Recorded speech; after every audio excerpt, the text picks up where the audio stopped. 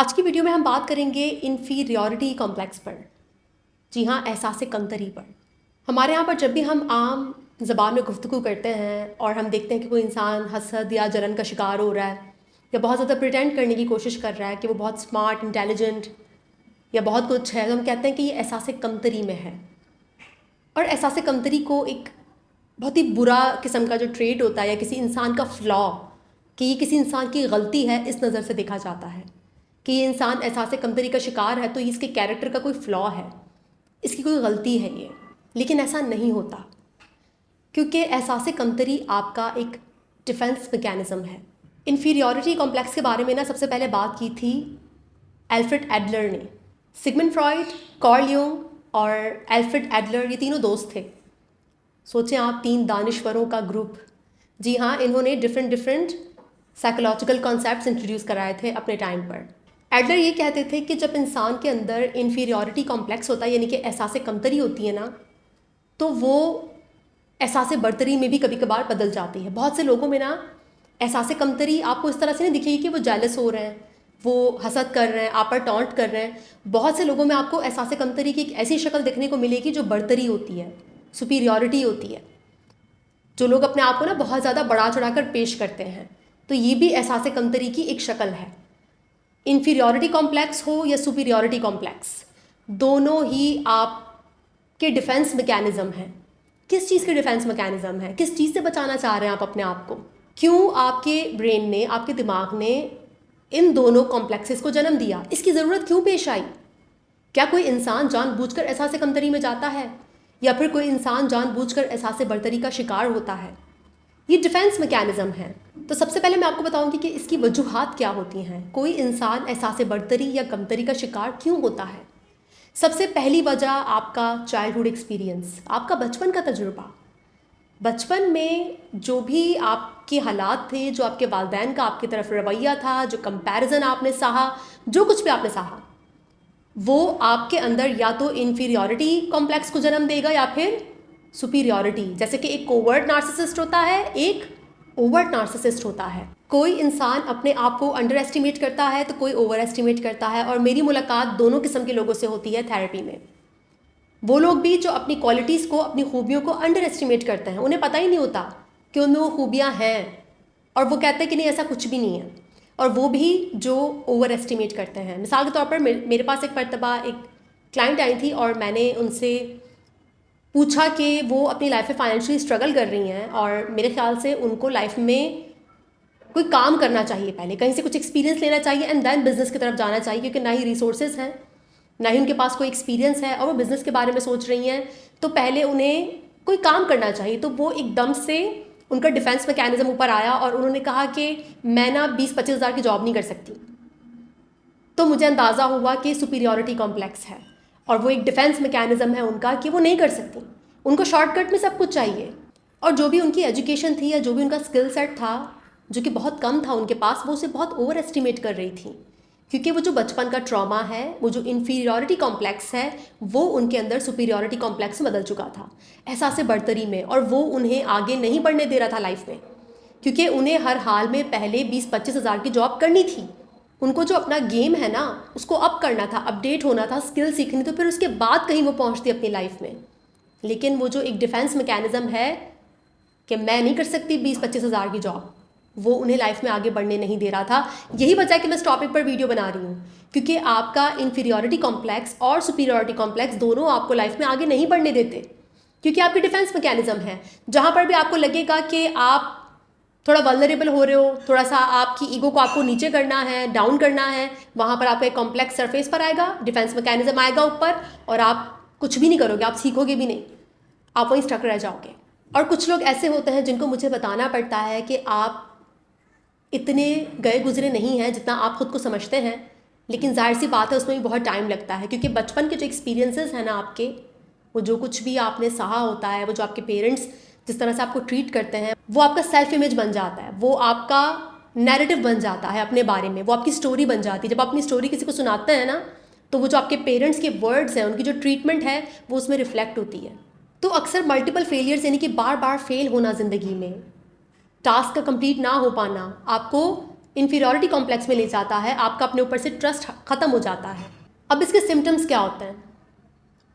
Symptoms different हो सकते हैं, हर इंसान ना अलग तरीके से इसका इजहार कर सकता है। सबसे नंबर 1 पर है अवॉइडेंस, अवॉइड करना, सोशल सेटिंग में ना जाना, सोशल सिचुएशन में ना जाना, खामोश बैठे रहना, fear of failure, fear of criticism. Number 2 symptom है ओवर कंपेंसेशन। ये तो मुझे बहुत देखने को मिलता है। आपने देखे होंगे कुछ लोग, कुछ ख़वातीन, कुछ मर्द हजरात, बहुत ज़्यादा कंपटीशन होता है ऐसे लोगों में। देखा होगा आपने ना, छोटी सी बात होती है, आपके कुछ होते हैं रिलेटिव्स, बड़ा चढ़ाकर बताते हैं, आपको दिख रहा होता है, आप हंस भी रहे होते हैं उन पर, आपको पता होता है इनकी हकीकत क्या है। छोटी सी चीज़ होगी, उसको ऐसे बढ़ा चढ़ाकर बताएंगे, ऐसे बढ़तरी दिखाएंगे कि आप हंसते भी हैं, उनका मजाक भी उड़ाते हैं और आपको अजीब भी लगता है, लेकिन उन्हें नहीं पता ये उनका डिफेंस मैकेनिज्म है, ये उनका ब्लाइंड स्पॉट है, उनको इतनी इंसाइट्स नहीं होती। बिल्कुल इसी तरह से ना वैलिडेशन बहुत ज़्यादा हासिल करना। आपके कुछ कज़न्स, फ्रेंड्स, आपने देखा होगा ना, हर चीज़ में आगे आगे होते हैं, आपको बोलने नहीं देते, आप कोई काम कर रहे हैं, आपसे लेकर फटाफट खुद कर लेंगे, सारा क्रेडिट अपने नाम पर कर लेंगे। तो ये सिम्टम्स होते हैं इन्फीरियॉरिटी कॉम्प्लेक्स के। Low self esteem, jealousy, criticism, self doubt, negative self talk, ये सब निशानियां हैं, अलामात हैं इन्फीरियॉरिटी कॉम्प्लेक्स के। जेलसी और एनवे मैंने आपको पहले ही बता दिया था ना, अक्सर हमें दिख जाता है ना कि हमारी कोई चीज़ बहुत अच्छी है, तो हमारे जो कज़न्स हैं या फ्रेंड्स हैं या जो भी है जो हमसे इंटरेक्ट कर रहा है, अगर उसको इन्फीरियॉरिटी कॉम्प्लेक्स है तो वो बहुत क्रिटिसाइज़ करेगा या नेगेटिव कमेंट पास करेगा या फिर पैसिव एग्रेसिव होने की कोशिश करेगा, क्योंकि ये उसका डिफेंस मैकेनिज्म है, उसको अपनी फीलिंग्स को प्रोसेस करने नहीं आता। अब सवाल ये पैदा होता है कि आपने इन्फीरियॉरिटी कॉम्प्लेक्स से निमटना कैसे, इसको ओवरकम कैसे करना है। सबसे पहले तो साइकोथेरेपी बहुत ज़रूरी है। साइको एनालिसिस करें, साइकोथेरेपी करें, लेकिन करें क्योंकि इसकी जड़ें बहुत गहरी होती हैं। आपको जो इन्फीरियॉरिटी कॉम्प्लेक्स है, इसकी जड़ें बहुत गहरी हैं। दूसरा पॉइंट यहाँ पर जो बहुत अहम है वो ये है कि जिस चीज़ को लेकर आपको इन्फीरियॉरिटी कॉम्प्लेक्स है, आपको उससे हासिल करना बहुत ज़रूरी है। आपको उस चीज़ को इम्प्रूव करना है, क्योंकि वो आप में उसकी कमी है। आपको इनर वर्क भी करना है, अपने इमोशंस को प्रोसेस करना है, अपनी रियलिटी को एक्सेप्ट करना है, लेकिन साथ ही साथ आपने मेहनत करनी है। फॉर एग्जांपल, मेरी वो क्लाइंट जो 20-25 हज़ार की जॉब नहीं करना चाहती, उन्हें वही तो करनी है, तो उनको इस बात के लिए आमादा करना। तो थेरेपी में ना अक्सर उस काम के लिए आमादा करना, वो इंसाइट्स देना, थेरेपी में इंसान को आता है कि हाँ यार, मुझे जॉब करनी चाहिए। जो मैं अपने आप को परसीव करती हूँ या करता हूँ, जो मैं अपने आप को ओवर एस्टिमेट कर रहा हूँ, मैं वो हूँ नहीं। ये मेरा डिफेंस मैकेनिज्म है, मुझे इस डिफेंस मैकेनिज्म को ख़त्म करना है और मुझे रियलिटी से नजरें मिलानी है और अपने स्किल्स को इम्प्रूव करना है, अगर मैं वाकई में अपनी लाइफ में कहीं पहुंचना चाहती हूँ या चाहता हूँ। तो दूसरा स्टेप क्या होता है कि जब आपको पता चल जाए, आप साइकोथेरेपी में जब जाते हैं, आपको अंदाज़ा होता है कि आपकी इन्फीरियॉरिटी, आपकी एहसास कमतरी और एहसास बढ़तरी कहाँ से आ रही है और आपकी रियल लाइफ कितनी डिफरेंट है उस परसेप्शन से, उस तसव्वुर से जो आपके दिमाग में अपने बारे में है। आप जो अपने बारे में सोचते हैं, हो सकता है वो आपकी हकीकत नहीं है। तो या तो खुद आप अपने आप को एनालाइज करिए या फिर किसी थेरेपिस्ट के जरिए अपने आप को एनालाइज करवाइए, और जो भी आपकी लाइफ में कमी है, आपको उसको बेहतर करना होगा, आपको उसको इम्प्रूव करना होगा। क्योंकि आपका हर साइकोलॉजिकल इशू जो है ना, वो सिर्फ बात करके इम्प्रूव नहीं होता। कभी कभार कुछ चीज़ों को बेहतर करने के लिए एक्शन लेना होता है, उनको हासिल करना होता है, उनको एक्सपीरियंस करना होता है। तो कुछ डिज़ायर्स आपको पूरी करनी होती हैं, तो कुछ को आपको लेट गो करना होता है, लेकिन पूरी भी करनी है। आप सारी डिज़ायर्स छोड़ नहीं सकते।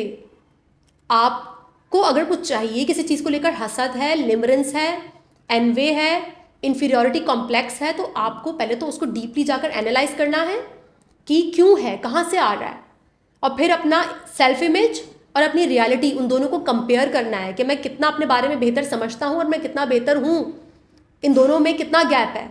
उस गैप को आपको कम करना है और कुछ डिज़ायर्स को, कुछ स्किल्स को आपने पूरा करना है, सीखना है।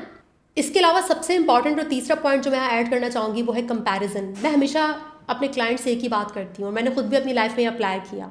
हम अपना कंपैरिजन कभी भी दूसरों के साथ नहीं कर सकते, क्योंकि हम उनकी तरह के हालात या उनकी तरह की फैमिली से बिलोंग नहीं करते। जैसे कि एक मरतबा एक केस मेरे पास आया जिसमें एक जनाब अपनी मेहनत से बहुत स्ट्रगल के बाद ना एक बहुत ही अच्छे मकाम पर पहुँचे, काफ़ी सक्सेसफुल हो गए, लेकिन उनके अंदर इन्फीरियॉरिटी कॉम्प्लेक्स था। क्योंकि जहाँ पर वो काम कर रहे थे ना, उधर जो बाकी के लोग थे वो बहुत, उनका जो सोशल इकोनॉमिक बैकग्राउंड है वो काफ़ी बेहतर था, लेकिन जो मेरे क्लाइंट हैं वो अपनी मेहनत से उस मकाम पर पहुँचे थे। उनके वालिद साहब इतने ज़्यादा सक्सेसफुल इंसान नहीं थे, तो उनको ना एक इन्फीरियॉरिटी कॉम्प्लेक्स होता था कि मैं कैसे इनके साथ बैठूं, मैं कंफर्टेबल फील नहीं करता इन लोगों के साथ, मुझे समझ नहीं आता कि मैं बिलोंग नहीं करता यहाँ पर।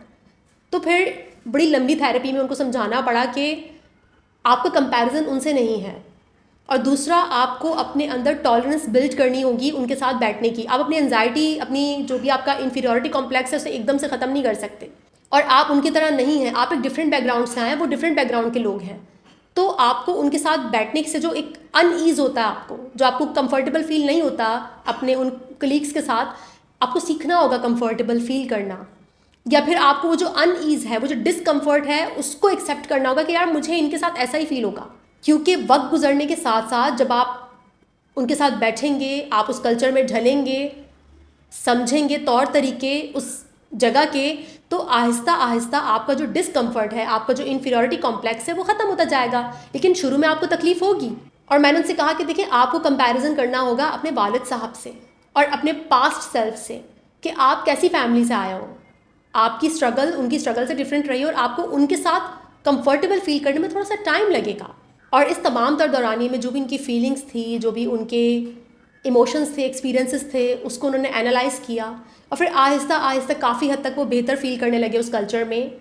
एकदम से कोई बाहर तो नहीं आ गई, गार्डन गार्डन नहीं हो गई उनकी लाइफ, लेकिन स्लोली उनके अंदर ना एक टॉलरेंस बिल्ड हुआ उन कलीग्स के साथ बैठने का।